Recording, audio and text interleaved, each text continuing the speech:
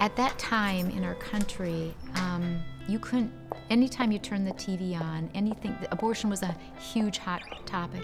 People were violent over it. It was 1972, so abortion was just legalized in California and New York. And as we were coming to find out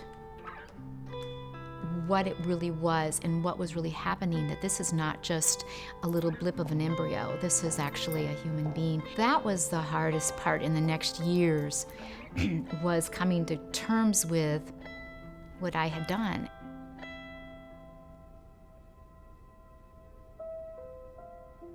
I just remember feeling very broken. The whole idea of going to school was just terrifying to me. I just thought, this is not good, this is not going to be good. And I remember walking on campus just feeling like I had this huge billboard on me with a big letter A, red A, right? And no matter who looked at me, they knew.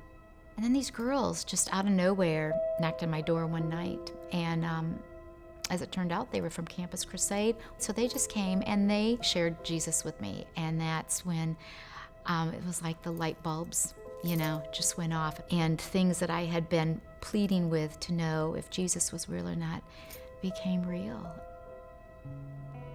I felt like the first things God showed me right away was one, that I was forgiven, that there's no condemnation, that all are guilty before God. There isn't anyone who's righteous. The harder part is just the memory, and then coming to learn what I had done.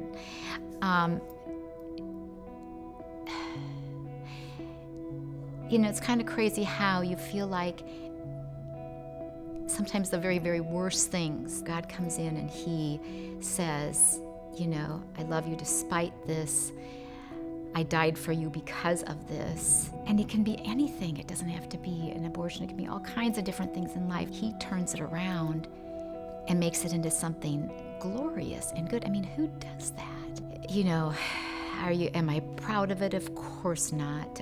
Would I change it if I could have? Yes, absolutely. But without that pain and those experiences, I would never know Him. It just changes everything. For women today who have gone through an abortion for whatever reason, and really struggle with the forgiveness piece or understanding how God could possibly love them, there is so much hope. And for a young woman, any age woman who's contemplating that her life is in such turmoil that there is no other solution, there is always other solutions, and there is so much hope. And that's the gospel. He is our hope in all things, in all things.